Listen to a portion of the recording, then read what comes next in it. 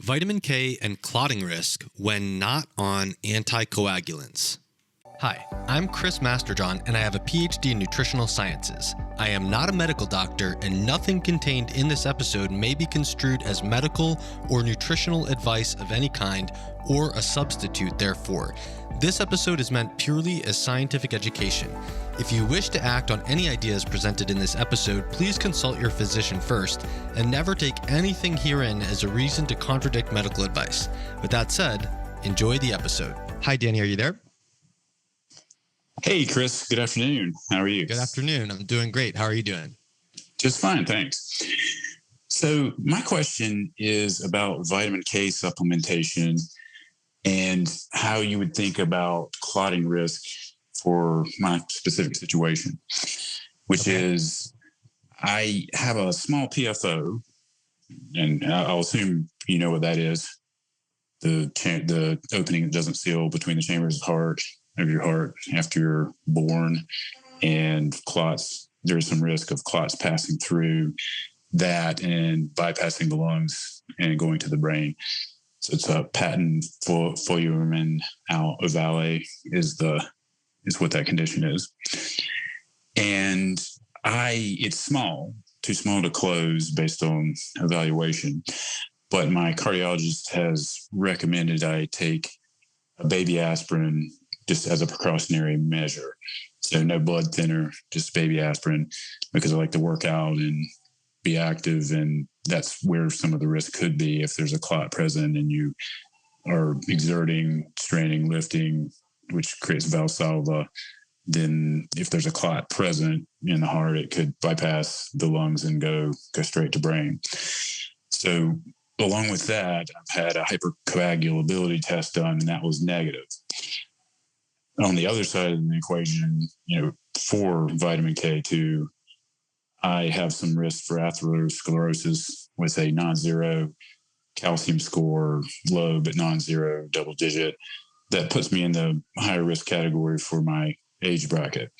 So in that context, I'm thinking about the balance of vitamin K2 supplementation to avoid the atherosclerosis, but also not wanting to increase any risk of clotting given the PFO. And just wanted to get your thoughts about how you would approach that, how you would think about it. Yeah. Well, I think in this case, there's essentially not a trade-off, because if you're not on vitamin K antagonist anticoagulants, in theory, there shouldn't be any effect of vitamin K supplements on clotting at all. However, the one caveat to that is that you might be relatively vitamin K deficient now and not realize it. So it is within possibility that you're not meeting your own personal vitamin K requirement to maximize clotting. But that's very, very unlikely, because in population studies, almost no one falls into this category. But if that were true, then essentially vitamin K supplementation would bring you up to a normal level of clotting, which may or may not affect the cardiologist's assessment of whether you should be on anticoagulants. So I would consider that the extreme edge case that is almost certainly unlikely to be true.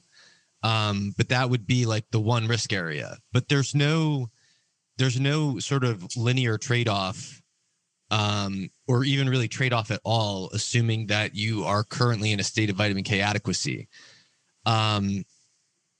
Now, if you do choose to supplement with vitamin K, I would certainly tell the cardiologist about it, and I would certainly get the cardiologist's opinion on whether they want to reassess any of the metrics that they've already measured.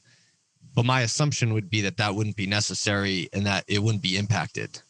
Now, it would be a totally different story if you were on vitamin K anticoagulants, because in that case, you would be managing clotting risk by inducing a relative vitamin K deficiency. And the trade-off would become, how do you balance the different forms and doses in order to try to reach the tissues where you're trying to protect against atherosclerosis by preventing calcification while not impacting the clotting factors. But that, in your case, I don't think that trade-off even exists because you are, in theory, vitamin K adequate and you're not on vitamin K anticoagulants. That makes sense. And I should have probably mentioned this. I have been supplementing. I use like a 90 microgram supplement every other day. I'd been doing that just kind of at a lower level, not being sure about whether there was any potential increased risk and not having researched it yet. So I've been doing that for a few years. The MK7 is the Jaro supplement. So that makes you even less likely that you would have any inadequacy at all to fully activate your clotting factors. Okay, excellent. So then where I was wanting to go or considering to go was from that 90 microgram every other day up to the kind of generally recommended 200 micrograms per day to maximize the protection against calcification. So that, I think that does, so I interpret your answer as the clotting, any increased clotting risks from going from 90 every other day to 200 per day should be 0 and probably okay to do. It should be 0 and it should be almost certainly okay to do, but I would still tell the cardiologist about it anyway, just in case there's any caveats that the cardiologist might be aware of that we're not. Definitely. Just in case that makes the cardiologist want to reassess anything. So I'm going to assume that would do nothing to your coagulability, but it's, given your condition, it makes sense to give the cardiologist a heads up to decide whether that justifies assessment.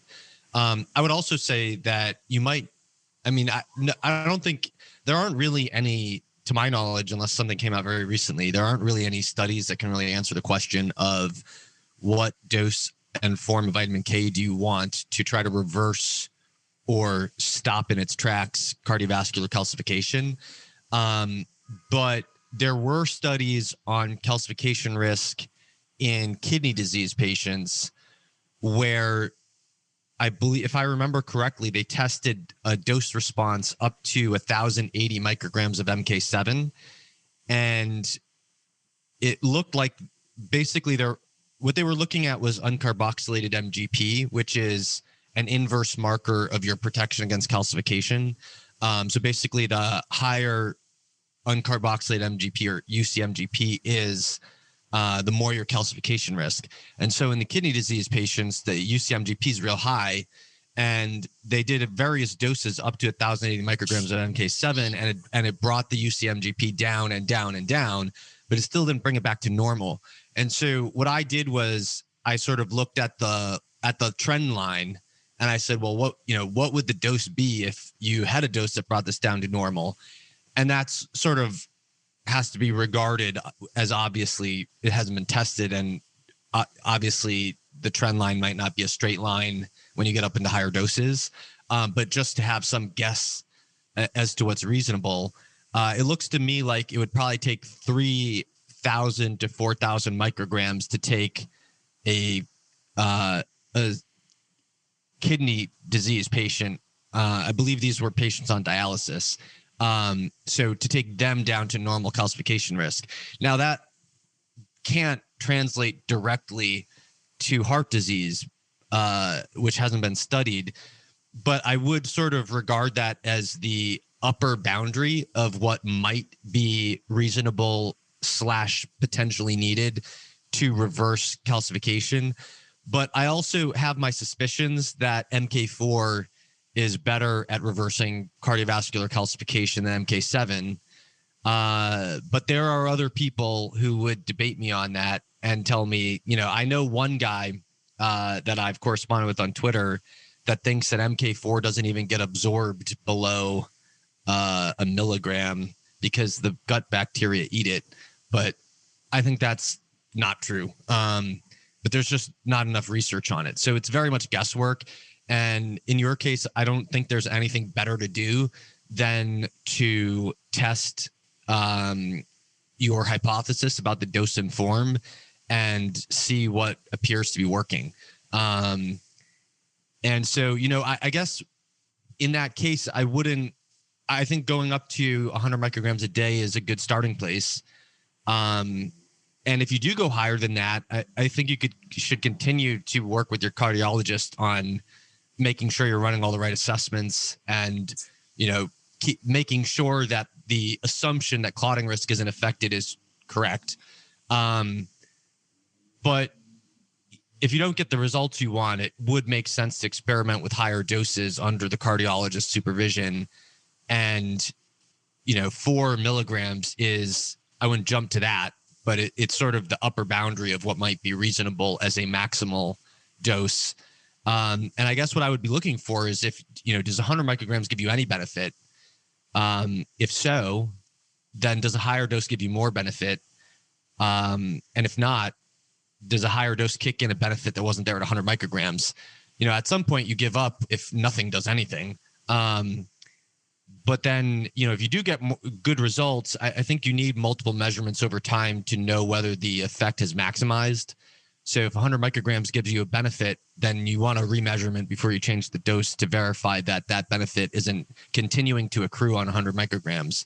But if you sort of plateau at a certain benefit and you would benefit by continuing to reverse calcification, then it does make sense to try titrating up higher doses and seeing what the results give you. Wow, thanks, Chris. That's a lot of good information in there and a few things to unpack. In terms of, you mentioned MK4, what would your thought be? So right now I'm just supplementing with MK7. So, that's where I guess we'd be thinking go to 100 micrograms on that. What would your thoughts be around introducing MK4, just given? Well, on the basis that I have on the basis that there's so little research, I just generally think that it's good to have a mix of the different forms of vitamin K. And if you're doing that with supplements, then, if you're eating green vegetables, you're getting your K1. And if you're not eating goose liver or something like that, that's really high in MK4, then it's probably just good to do an even mix. But it's all a gray area of guesswork in that regard. And so I wouldn't use like the Thorne MK4 that's a milligram per drop. But there's emu oil can give you low dose MK4. And then there, of course, if you have a vitamin D supplement, you could get 200 micrograms per drop out of the Thorne if you replace it with the Thorne D/K2 supplement. And then there's Innovix has a 600 microgram supplement that's a mix of the different forms. So there's various options out there, but I would shoot for something that's kind of an even mix if you're trying to work MK4 into it. That makes sense. So maybe 50-50.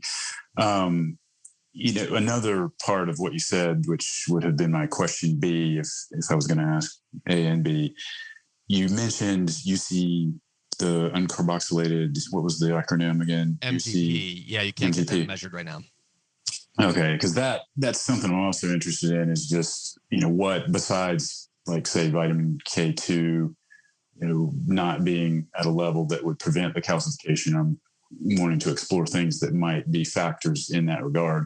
Just for the overall picture, my LDL-P and ApoB and also LDL-C are kind of at the low end of the just above range level. So just say like ApoB is between like 91 and 105 over, say the last 2 years. So it's not extremely high by any means, but slightly above, the upper end of desired for the general population. And, I've had some over like 2 years, the calcification or the calcium score, started out at like 11 and went up to 33 in 2 years, which isn't that high, but at the age I am, it puts me in the upper end of the risk bracket. And, I'm just thinking about what things might be factors in that moderate level of LDL actually forming calcification. I have, low inflammation. So my HSCRP and fibrinogen are on the very low end of the spectrum. And so I have had a couple kidney markers that are on the list to follow. Nothing like kidney disease by any means, but there are a couple of measurements that are taken as part of the standard panel that are a little bit out of range for kidney function. So that's why you see the uncarboxylated so is your question, what do I think is driving the calcification? Yeah, like what things would you look at? What might be things to explore? Well, I mean, it's a complicated question because generally the atherosclerotic process will drive calcification itself. And so that's not totally separate from what causes atherosclerosis. And then on top of that, it could just be that you're not getting enough vitamin K as an example. So if I had to pick out the top factors that I would expect. Let me say one thing. You mentioned vegetables. So I eat like 4 ounces of kale, 4 ounces of spinach, and 3 ounces of broccoli per day. So whatever that provides, I should be getting. Well, I don't, I mean, with time constraints, I have to move on to other questions. So I don't think we can sort of totally unpack everything about your diet and blood tests in this question. But I guess what I would say more generally is that, in proportion to the possibility that blood lipids are driving atherosclerosis, then the blood lipids themselves can explain the calcification. But if you have a given a given amount of atherosclerosis being driven by a blood lipid issue, then to the degree that you're not getting enough vitamin K can also be an independent contributor to the calcification. And then there are other things. So generally organic acids like citrate are anti-calcification. There are anti-calcification factors made by the liver that circulate that I don't know how to nutritionally impact. So those could be independent contributors. The level of calcium and phosphorus in your blood is going to be an independent contributor. The level of bone resorption is going to be an independent contributor because when you release minerals from bone, they are more likely to calcify than when those minerals come from your diet. And it's a pretty large can of worms, but I guess the top things that I would be looking at would be blood lipids, inflammation, oxidative stress, the atherosclerotic process in general, magnesium, potassium intake in the diet is a pretty good marker for organic acid intake. So that could be an influencing factor. And then, of course, vitamin K as well. And collagen turnover is also somewhat important here. But it would take much more time to kind of dig deep into each of those. So I'm going to move on. But thank you very much for your question, Danny. Yeah, thank you, Chris. Awesome answer and very helpful. Appreciate it. This episode was part of a Q&A for members of the CMJ Masterpass, where I hold monthly private Zoom Q&As for my members. The Masterpass also serves as a buyer's club with exclusive and massive discounts on your favorite premium foods and health products, including pasture-raised and wild meat and seafood, supplements, sleep accessories, water filters, phototherapy devices, and much more. If you'd like to participate in these Q&As, you can join the Masterpass at chrismasterjohnphd.com/masterpass and use the code Q&A, spelled Q-A-N-D-A, Q&A, for 10% lifetime discount. I am currently working full-time on finishing my first book, Vitamins and Minerals 101, How to Get the Nutrients You Need on Any Diet. I will let you know when I have a release date. In the meantime, you can pre-order the book at chrismasterjohnphd.com/book. Testing Nutritional Status, the Ultimate Cheat Sheet, has been newly released as version 1.3. This is my comprehensive system for managing nutritional status with lab tests, dietary analysis, and comprehensive intake of your signs and symptoms. The new version has a comprehensive guide to interpreting the Genova methylation panel. You can pick up your copy at chrismasterjohnphd.com/cheat sheet. In my consulting, I am neither a medical practitioner nor a coach. I serve as your data analyst and your strategist. I teach you scientific principles of health and wellness, help you analyze your data, and help brainstorm actionable strategies. You can sign up for a consultation at chrismasterjohnphd.com/consultations. Please consider supporting my work at no extra cost to you by visiting my support page and making a purchase with one of my affiliate links. Some of my most popular affiliates are also listed in the description of this video with links that will give me credit for your purchase. I will try to respond to comments when I can, but my presence will be intermittent while I'm finishing my book. I hope you enjoyed this, and I will see you in the next episode.